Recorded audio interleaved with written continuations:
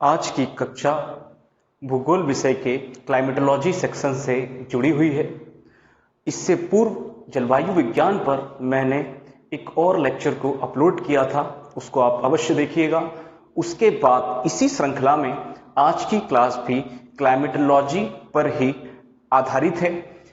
पिछली कक्षा में मैंने टेम्परेचर पर बात की थी, उसी कक्षा में मैंने दीर्घ सौर तरंगों की बात की थी, पृथ्वी की सतह से परावर्तित होने वाली तरंगों की तथा उसके द्वारा क्षोभ मंडल में पृथ्वी के तापमान ह्रास पतन दर पर हम लोगों ने बात की थी, या तापमान ह्रास दर पर हम लोगों ने बात की थी। साथ ही हम लोगों ने पिछली कक्षा में प्रेशर जोन्स का भी छोटा सा अध्ययन किया था, जिसमें मैंने लो प्रेशर, हाई प्रेशर्स और कैसे वो सूर्य के तापमान पर निर्भर होता है, कैसे कहीं पर अधिक तापमान होने के कारण 1013.32 मिलीबार से एटमॉस्फेरिक प्रेशर डिक्लाइन हो जाता है, और कैसे कहीं कहीं पर टेम्परेचर कम होने के कारण एटमॉस्फेरिक प्रेशर 1013.32 मिलीबार से अधिक हो जाता है। हमने ये सभी पिछली कक्षाओं में देखा था, और एक एक टर्मिनोलॉजी देश में आयोजित होने वाली सभी प्रतियोगी परीक्षाओं में, जिसमें भूगोल एक मुख्य विषय के रूप में आता है, उन सभी प्रतियोगी परीक्षाओं के लिए यह प्रत्येक शब्दावली अत्यंत ही महत्वपूर्ण है और अनिवार्य रूप से पूछे जाने वाले प्रश्नों में समावेशित है। तो आज की जो मेरी कक्षा है, क्लाइमेटोलॉजी का ही जो भाग दूसरा है उस पर होगी। इसको आप पूरा देखिएगा, तभी आपको समझ में आएगा। और ये जलवायु विज्ञान में पृथ्वी की बाहरी संरचना या वायुमंडलीय परतें लेयर्स ऑफ एटमॉस्फेयर, वायुमंडलीय परतें या वायुमंडल की लेयर्स या परतों पर आधारित यह व्याख्यान है। और ट्रोपोस्फेयर, स्ट्रेटोस्फेयर, मेसोस्फेयर, आयनोस्फेयर, इनसे जुड़े प्रश्न पेपर में अक्सर पूछे ही जाते हैं। तो वैसे तो ये 11th क्लास की एनसीईआरटी में बहुत अच्छे से दे रखा है, किंतु एनसीईआरटी की भाषा और शब्दों की जटिलता इतनी कठिन है कि उसे समझ पाना मुश्किल होता है। किंतु आप यकीन माने, इस व्याख्यान के बाद वायुमंडलीय परतों को समझने में आपको कभी कोई दिक्कत नहीं आएगी। और जैसा कि आप जानते ही हैं, मेरे पुराने वीडियो भी देख सकते हैं आप, हम लोगों का अधिक ध्यान कॉन्सेप्ट पर ही होता है, कॉन्सेप्चुअल क्लैरिटी पर ही होता है। फैक्ट्स को या नेम्स को या प्लेसेस को थोड़ा सा हम लोग कम ही महत्व देते हैं, अधिकांश महत्व हम लोग कॉन्सेप्ट पर ही देते हैं। फ्रेंड्स, हम लोग जानते हैं कि पृथ्वी की सतह से जब हम कमोबेश 12 किलोमीटर ऊपर जाते हैं,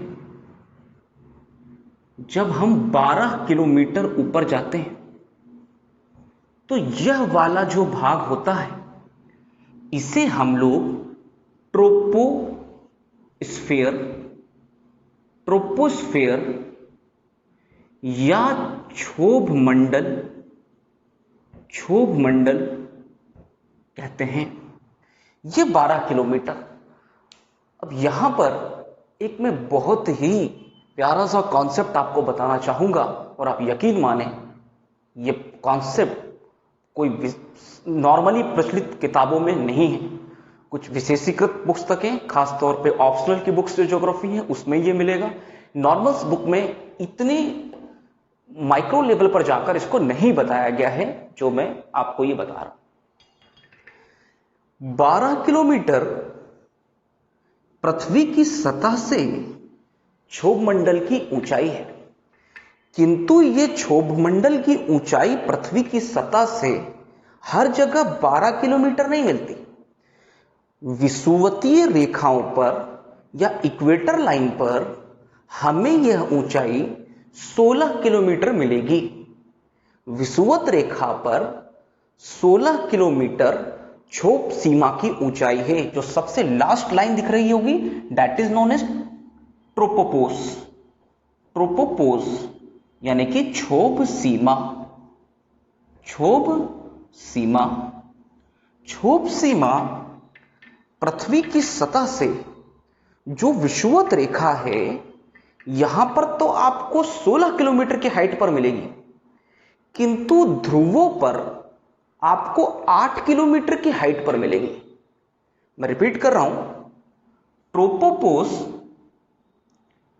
या अर्थ बना के देखें हम एक एग्जाम्पल के तौर पर समझने के लिए। इक्वेटर से ये आपको मिलेगी हाइट 16 किलोमीटर, यानी इक्वेटर पर आप 16 किलोमीटर हाइट पर जाओगे तो आप ट्रोपोपोज पर पहुंचोगे।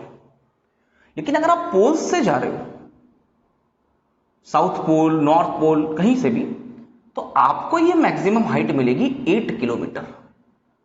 8 किलोमीटर। तो अगर परीक्षा में यह प्रश्न पूछे कि क्षोभ सीमा की न्यूनतम ऊंचाई कितनी है, पृथ्वी पर क्षोभ सीमा की न्यूनतम ऊंचाई कितनी है, तो उत्तर होगा 8 किलोमीटर। अधिकतम ऊंचाई कितनी है, तो उत्तर होगा 16 किलोमीटर विषुवत रेखाओं पर।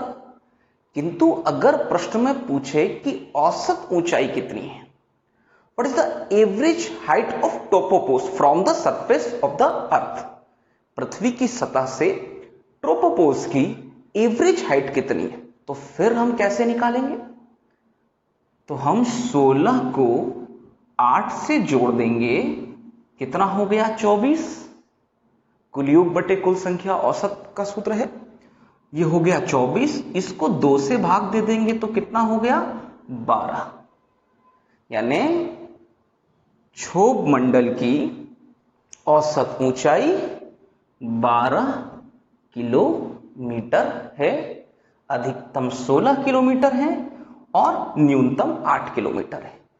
मुझे उम्मीद है कि यह आपको समझ में आ ही गया होगा। जो ये क्षोभ मंडल है, इस क्षोभ मंडल में मैंने पिछली क्लास में बताया था कि आपको डस्ट यानी धूल के कण, आपको वाटर वेपर यानी कि जलवाष्प, और आपको तमाम प्रकार की गैसें यहीं पर मिलेंगी क्षोभ मंडल में।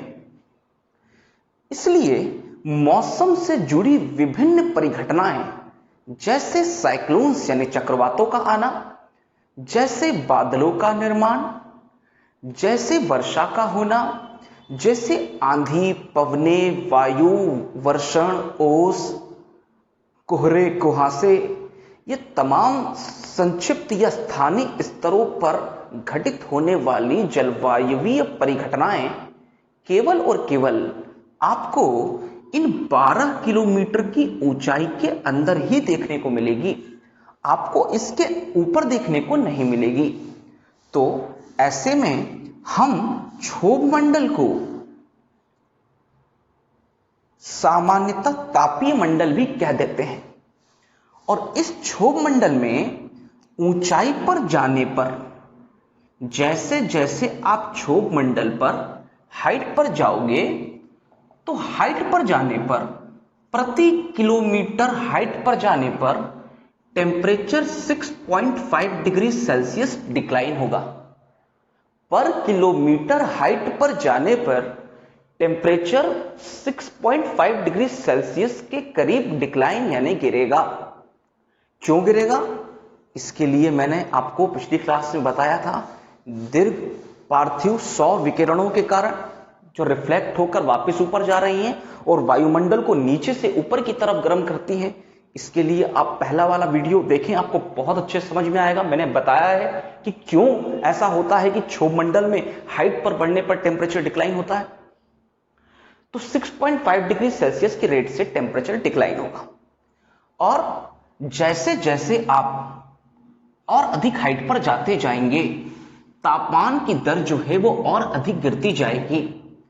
अब आप सोचिए कि आप मान लीजिए यदि शिमला शहर में खड़े हैं, या आप कुल्लू मनाली में खड़े हैं, या आप गुलमर्ग में, पहलगांव में, कोई भी पर्वतीय नगर में, मध्य प्रदेश के पचमढ़ी में, कोई भी ऐसी जगह जो पर्वतीय क्षेत्र हो, हिल स्टेशन हो, अगर आप वहां खड़े हैं तो मान लीजिए यदि आप शिमला में हैं, और एक एग्जांपल दे रहा हूं कि शिमला की हाइट 3500 मीटर या 4000 मीटर है, शिमला की हाइट 4000 मीटर है।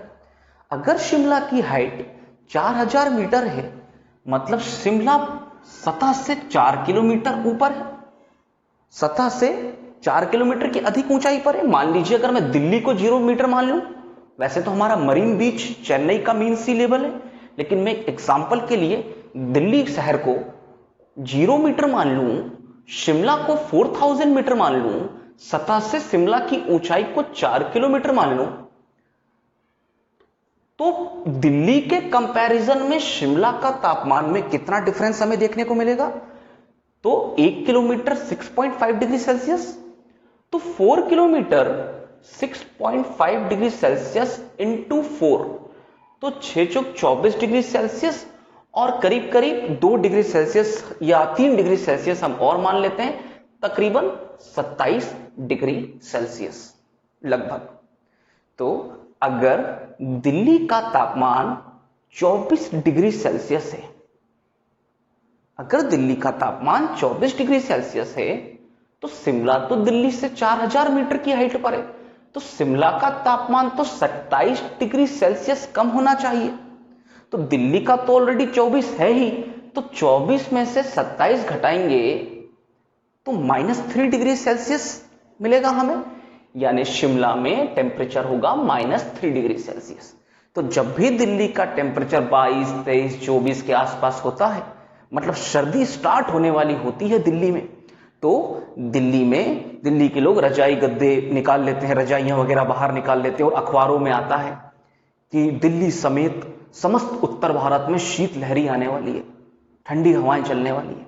क्यों ठंडी हवाएं चलने वाली हैं? क्योंकि शिमला में बर्फबारी हो रही होगी। जब 3 डिग्री सेल्सियस टेम्परेचर है, माइनस का वो भी, तो बर्फबारी तो होगी ही शिमला में, और शिमला में जब बर्फबारी होगी तो हवाएं भारी हैं, भारी हवाएं नीचे बैठेंगी, और नीचे बैठ करके वह मैदानों की तरफ या घाटियों की तरफ आने लग जाएगी, और जैसे ही ये पवनें घाटियों की तरफ आने लग जाएंगी, दिल्ली को या समस्त उत्तर भारत को ठिठुराने का कार्य करने लग जाएंगे, और इसे ही हम शीतलहरी कहते हैं। तो शीतलहरी मैदानी और पर्वतीय भागों में तापमान के बीच होने वाले अंतर के कारण चलती है। इसको कैटाबेटिक और एनाबेटिक विंड्स भी बोलते हैं। जब मैं विंड्स पढ़ाऊंगा तो आपको बताऊंगा। तो आपको ये समझ में आया होगा कि प्रति किलोमीटर ऊपर जाने पर चूंकि टेम्परेचर डिक्लाइन होता है, इसलिए जो शहर जितनी ज्यादा हाइट पर होंगे उनकी उतनी ही अधिक ठंडे होने की प्रायिकता होगी। आप एनसीईआरटी की क्लास 8th की बुक पढ़ेंगे तो आपको यह मिलेगा कि किलिमंजारो माउंटेन इक्वेटर पर है तंजानिया देश में, फिर भी इक्वेटर पर तो बहुत गर्मी पड़ती है, बट स्टिल वहां पर ग्लेशियर्स क्यों मिलते हैं? क्योंकि उसकी height more than 5000 metre 6000 metre के आसपास, इतनी ऊंचाई पर कोई पर्वत होगा तो स्वाभाविक सी बात है उसके शीर्ष पर या चोटी पर हमें बर्फ अधिक देखने को मिलेगी या बर्फ की उपस्थिति होगी। माउंट एवरेस्ट 8848 मीटर हमें उसकी हाइट मिलती है जब विंटर सीजन होता है, और जब समर सीजन होता है। जब विंटर सीजन होता है तो 8850 मीटर हमें एवरेस्ट की हाइट देखने को मिलती है। तो माउंट एवरेस्ट की हाइट हमें 8850 मीटर के आसपास तक देखने को मिलती है। वर्ल्ड की सबसे बड़ी, इस प्लैनेट की सबसे हाईएस्ट पीक है माउंट एवरेस्ट। 8850 या ऑलमोस्ट 9 किलोमीटर का इतना ऊंचा पर्वत है। क्या उस पर्वत की ऊंचाई पर आपको वेजिटेशंस मिलेगा, घास पेड़ पौधे? इम्पॉसिबल है। हमें वो वेजिटेशन, इवन रेट्रोडेन वेजिटेशंस भी, या इवन वो वेजिटेशंस जो -50 डिग्री सेल्सियस के टेम्परेचर में लगते हैं, वैसे वेजिटेशंस भी हमें वहां नहीं मिल सकते, क्योंकि इतनी ठंड में वो भी सर्वाइव नहीं कर पाते एवरेस्ट की पीक पर। तो ट्रोपोस्फियर में हम जैसे जैसे ऊंचाई पर जाते हैं टेम्परेचर डिक्लाइन होता है, और समस्त मौसमी परिघटनाएं क्षोभ मंडल में ही होती हैं। अब हमें यहां एक चीज और देखना है, जो भी क्षोभ मंडल है इसमें मान लीजिए यदि कोई व्यक्ति दिल्ली से चेन्नई तक की उड़ान में बैठा है या भोपाल से लखनऊ तक वो फ्लाइट से जा रहा है या पटना से भोपाल आ रहा है, डोमेस्टिक लेवल पर कोई भी अगर डोमेस्टिक एयरलाइंस का यूज करके एक शहर से दूसरे शहर जा रहा है तो ज्यादा डिस्टेंस होगी नहीं, 1000 किलोमीटर, 1500 किलोमीटर, 2500 किलोमीटर, तो इतनी सी डिस्टेंस पर तो डोमेस्टिक रडार का यूज किया जा सकता है। यानी कि अगर कोई स्थानीय दो शहरों में या किसी एक देश के दो शहरों में कोई वायु सेवाएं चल रही हैं तो वो अधिक ऊंचाई पर नहीं जाती, वो केवल क्षोभ मंडल का उपयोग करती है। मान लीजिए दिल्ली से भोपाल आ रही है तो पता है मौसम वैज्ञानिकों को या उनसे वायु सेवाओं में जितने भी कर्मचारी हैं उन्हें कि दिल्ली से भोपाल तक का मौसम साफ है, तो साफ मौसम रहता है तो वो क्या करेंगे, क्षोभ मंडल का उपयोग करेंगे उड़ान भरने के लिए।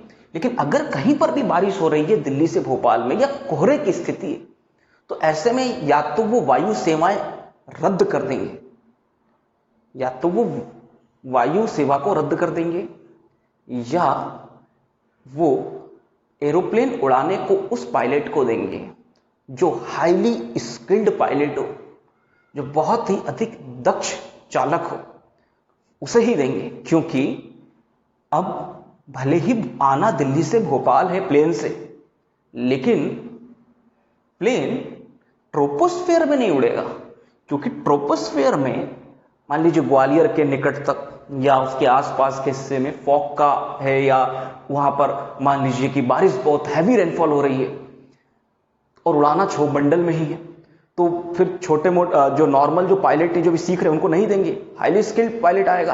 और वो क्या करेगा, आएगा तो क्योंकि मान लीजिए अधिकांश बिजनेस क्लास के लोग हैं या उनको मतलब भोपाल आना ही है और वो कितना भी पे करने को तैयार है, तो ऐसे में वायु सेवाएं क्यों घाटा सहेंगे, वो किसी अच्छे चालक को दे देंगी। और चालक क्या काम करेगा, प्लेन को स्ट्रेटोस्फेयर में उड़ाएगा। स्ट्रेटोस्फेयर में प्लेन उड़ाना सबसे मुश्किल होता है, क्योंकि यहां जेट स्ट्रीम का इंपैक्ट पड़ता है स्ट्रेटोस्फेयर के नीचे ट्रोपोपोज के आसपास, और जेट स्ट्रीम का इंपैक्ट पड़ने के कारण चांसेस होते हैं वायुयानों के क्षतिग्रस्त होने के। लेकिन चालक कुशल है तो आसानी से वो विमान निकाल लेगा। ये जो एरोप्लेन्स हैं जो समताप मंडल में उड़ रहे हैं, अब आपने भी देखा होगा प्लेन्स को समताप मंडल में उड़ते, किंतु आपको नहीं पता कि वो समताप मंडल है। तो हम क्या करते हैं, वो प्लेन्स जो नॉर्मली उड़ते हैं हम तो उनको साउंड देख के समझ जाते हैं यार ये प्लेन है यहीं उड़ रहा है, या पास में ही जाकर इंदौर में उतरेगा, भोपाल में, जबलपुर में, ग्वालियर में, ऐसा हम अनुमान लगाते हैं। लेकिन कुछ प्लेन्स आप देखेंगे जो एकदम हाइट पर उड़ते हैं, जिन्हें हम रॉकेट बचपन में या चिड़ी गाड़ी बोला करते थे, जिनके पीछे धुएं की लेयर छूटती जाती है और आसमान में रास्ता बनता जाता है एकदम धुएं की लेयर का। हम लोगों ने देखा होगा ऐसे विमानों को, हम उसे रॉकेट बोलते थे या चिड़ी गाड़ी बोलते थे, जबकि ना तो वो रॉकेट है ना वो चिड़ी गाड़ी है, वो उस प्रकार के विमान है या वो वैसे विमान हैं जो समताप मंडल में उड़ रहे हैं। और समताप मंडल का उपयोग प्रायः, मैं प्रायः शब्द का उपयोग कर रहा हूं यानी नॉर्मली, समताप मंडल का उपयोग विमान उड़ाने में दो देशों के, दो शहरों के बीच वायु सेवाओं के लिए किया जाता है। मान लीजिए कि मुंबई से लॉस एंजलिस की फ्लाइट है, मुंबई से मैक्सिको सिटी की फ्लाइट है, दिल्ली से मॉस्को की फ्लाइट है, टोक्यो की फ्लाइट है। इस प्रकार की जो अंतर्राष्ट्रीय वायु सेवाएं होती हैं उसके लिए समताप मंडल का उपयोग किया जाता है, क्योंकि ये चांसेस है कि समुद्र में या कहीं पर भी आसपास उन इलाकों में मौसम बिगड़ सकता है, और इमीडिएटली अगर प्रेसिडेंट पोजीशन में प्लेन जा रहा है और ट्रोपोस्फेयर में जा रहा है और मौसम अचानक बिगड़ गया, क्योंकि उस एरिया में साइक्लोन्स बहुत आते हैं, तो विमान के क्षतिग्रस्त होने की संभावना बढ़ जाती है। इसी 12 किलोमीटर से लेकर के कमोवेश 30 किलोमीटर की ऊंचाई तक का जो हिस्सा है वह समताप मंडल कहलाता है।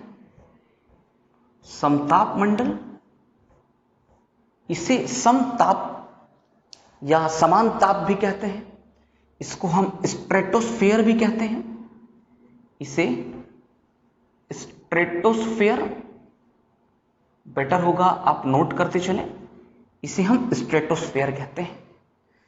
यहां पर टेम्परेचर इक्वल हो जाता है, या जनरली बोले कि अब ऊंचाई पर बढ़ जाने पर टेम्परेचर बढ़ने लग जाता है। यहां पर ऐसा क्यों होता है?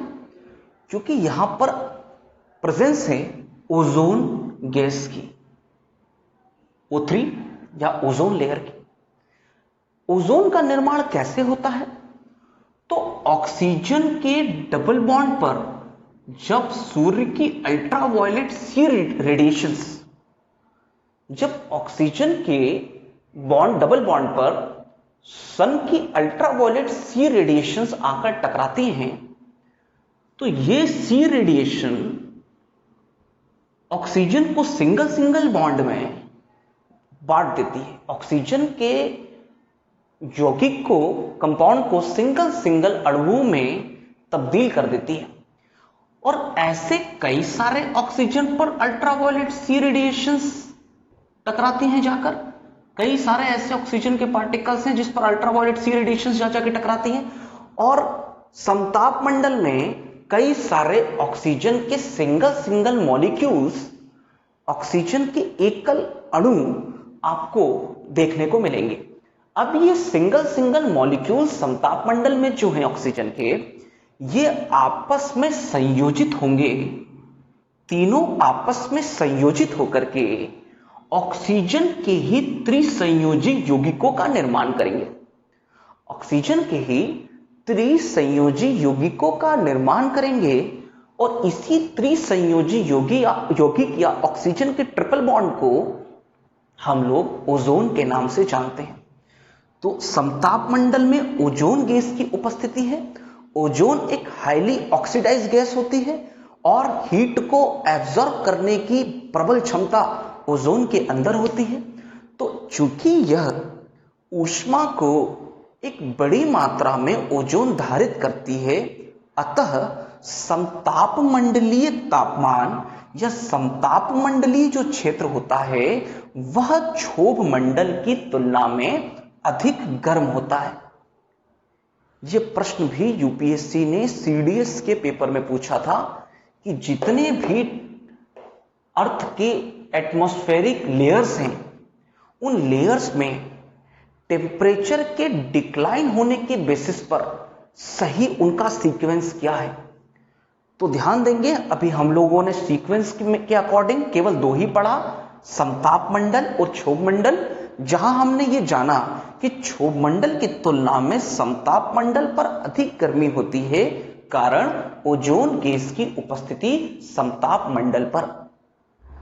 और ओजोन नाशक के रूप में क्लोरीन पदार्थ जो O3 पर अटैक करता है, क्लोरीन, और O3 को O2 और O में तब्दील कर देता है, जिससे ओजोन नष्ट हो जाती है। तो क्लोरीन का पार्टिकल किस किस में मिलेगा? क्लोरोफ्लोरोकार्बन में, मिथाइल ब्रोमाइड में, कार्बन टेट्राक्लोराइड में, कार्बन हेक्साक्लोराइड में, आपको ऐसे तमाम चीजें मिलेंगी, ऐसे तमाम वस्तुएं। इवन क्लोरोफ्लोरोकार्बन के और भी कई सब पार्टिकल्स होते हैं उसमें, इवन एरोसोल्स, लेकिन वो एरोसोल्स में क्लोरीन का कंपोनेंट नहीं होता, किंतु उसका भी प्रभाव इस पर पड़ता है। तो ये तमाम चीजें जो हैं जिसमें क्लोरीन उपस्थित होता है वो ओजोन को नष्ट कर देती है, जिससे मैं ग्लोबल वार्मिंग वाले सेक्शन में आपको समझाऊंगा। समताप मंडल के ऊपर, या यूं कहें कि करीब करीब 50 किलोमीटर की हाइट से, करीब करीब 50 किलोमीटर की हाइट से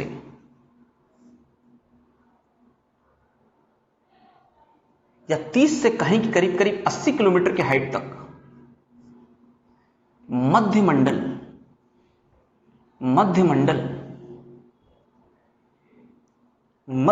का भाग है, और मध्यमंडल तक आपको गैसें बहुत ही विरल रूप में मिलेगी। समताप मंडल में उपस्थित ओजोन का मध्यमंडल तक प्रेजेंस बिल्कुल नहीं होता, या नाम मात्र का ऑक्सीजन के कुछ कंपोनेंट मिलेंगे, क्योंकि ऑक्सीजन और नाइट्रोजन के कंपोनेंट और हाइड्रोजन के ऊपर आयनोस्फीयर तक जाते हैं। तो मध्यमंडल से चूंकि होकर ही जाते हैं, इसलिए मध्यमंडल में भी इन गैसों के कुछ पार्टिकल्स प्रेजेंस होते हैं। मध्यमंडल के बाद जो अगला भाग होता है, इसे हम आयन मंडल बोलते हैं। इसे हम आयन मंडल बोलते हैं। और आयन मंडल के बाद का जो हिस्सा होता है वो बाह्यमंडल या अंतरिक्ष कहलाता है, जिसमें हम ध्रुवीय उपग्रहों को यानी पोलर सैटेलाइट्स को, जिसकी हाइट सरफेस से 800 किलोमीटर अप्रोक्स होती है उन्हें, और जियो स्टेशनरी सैटेलाइट्स को जिसकी हाइट सरफेस से 36,000 किलोमीटर होती है उन्हें स्थापित करते हैं। तो बाह्यमंडल जो होता है वो अंतरिक्ष का ही हिस्सा होता है। अगर परीक्षा में पूछे कि पृथ्वी की सतह से वायुमंडल की अंतिम सीमा कौन सी है, अंतिम सीमा, तो जैसे ये मध्यमंडल है यानी मेसोस्फेयर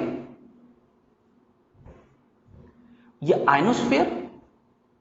आयनोस्फेयर, अंतिम सीमा पूछे तो इसका आंसर होगा आयनोस्पोस या आयन सीमा।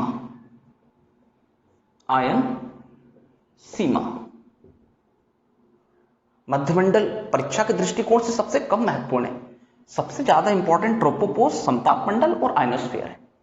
आयन सीमा सबसे अंतिम सीमा है, यहां के बाद पृथ्वी का वायुमंडल लगभग खत्म हो जाता है। यानी पृथ्वी का वायुमंडल पृथ्वी की सतह से कमोवेश 300 किलोमीटर तक, लगभग अप्रोक्स 300 किलोमीटर तक। कुछ बुक्स में 280 मिलेगा, कुछ बुक में 260 मिलेगा, बट नाइट्रोजन और ऑक्सीजन के पार्टिकल्स हमें 300 किलोमीटर तक भी देखने को मिले हैं। यहां हमें एक चीज और जाननी है, जो आयनोस्फेयर है यहां सबसे ज्यादा ऑक्सीजन और नाइट्रोजन के कंपोनेंट हमें सबसे ज्यादा मिलते हैं, ऑक्सीजन और नाइट्रोजन के। और ये दोनों मॉलिक्यूल्स के रूप में मिलेंगे, या हम लोगों को ये सबसे संक्षिप्त छोटे छोटे कणों के रूप में, अणुओं के रूप में मिलेंगे।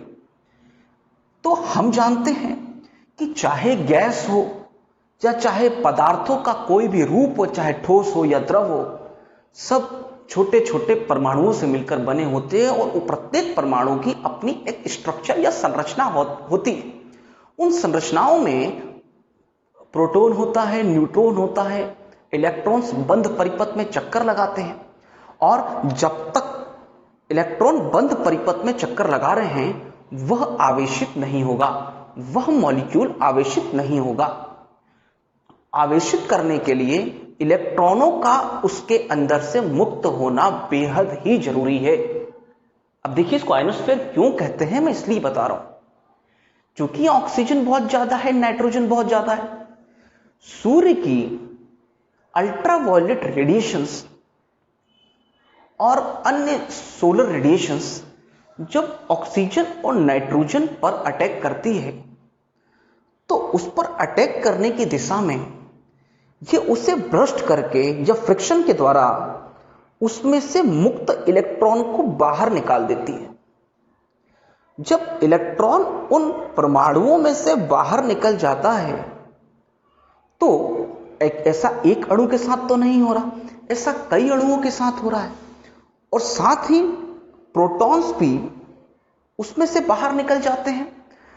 तो इस हिस्से में इलेक्ट्रॉन्स जिसके ऊपर ऋण आवेश है और प्रोटॉन जिसके ऊपर धन आवेश है, न्यूट्रॉन तो उदासीन होता है जैसा हम जानते हैं, इलेक्ट्रॉन और प्रोटॉन, इनकी भारी उपस्थिति हमें आयन मंडल में देखने को मिलती है। कारण ऑक्सीजन एवं नाइट्रोजन की परमाणु संरचनाओं पर सूर्य की पराबैंगनी किरणों के आघात होने से इनकी परमाणु संरचनाएं विखंडित हो जाती हैं और मुक्त इलेक्ट्रॉन का प्रवाह आयन मंडल में बहुत अधिक हो जाता है। और उसी प्रकार प्रोटॉन की भी उपस्थिति आयन मंडल में बहुत अधिक हो जाती है।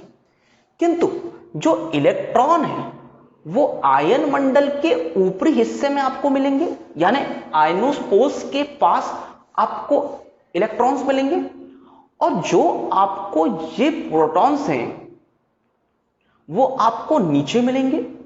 यानी आयनोस्फीयर के बॉटम में मिलेंगे।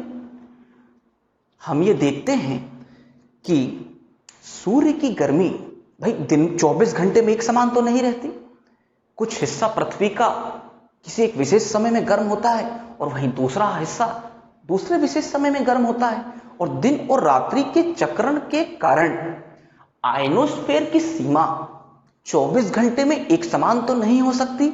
यानी दिन की किसी विशेष अवधि में, मैं रिपीट कर रहा हूं, दिन की किसी विशेष अवधि में या 24 घंटे में किसी विशेष अवधि में जब सूर्य का प्रकाश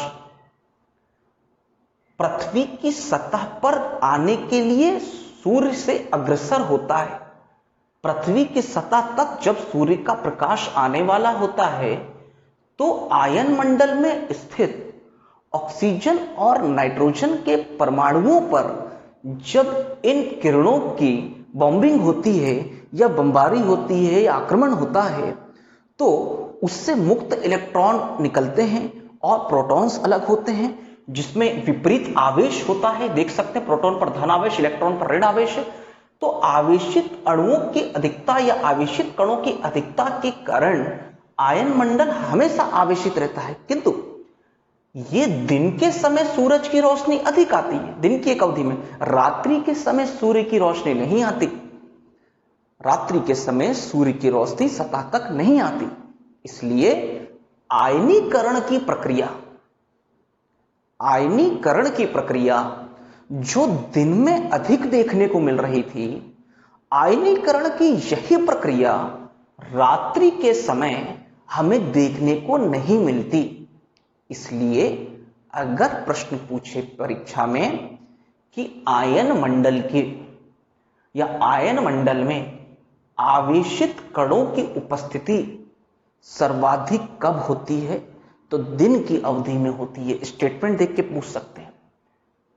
और आयन मंडल में आवेशित कणों की या आवेशों की सबसे कमी कब होती है या सबसे कम देखने को कब मिलते हैं, तो रात्रि के समय मिलते हैं।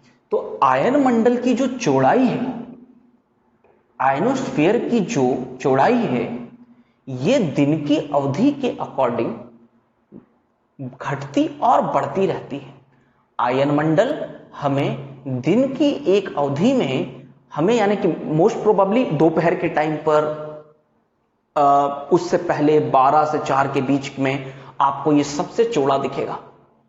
और रात्रि जैसे जैसे होगी, आयनीकरण की प्रक्रिया चूंकि घटती जाएगी, तो आयन मंडल की जो विड्थ है, आयन मंडल की जो चौड़ाई है, वह भी, या ऊंचाई कह सकते हैं, इसकी जो हाइट है सतह से अगर हम देखें तो वह भी हाइट रात्रि के समय घटती जाएगी।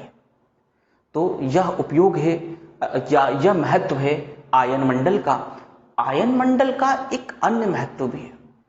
सूर्य से आने वाली हानिकारक अल्ट्रावायलेट विकिरणों में ये कुछ अत्यंत ही हानिकारक अल्ट्रावायलेट विकिरणों को यह आयन मंडल परावर्तित करने का कार्य करता है।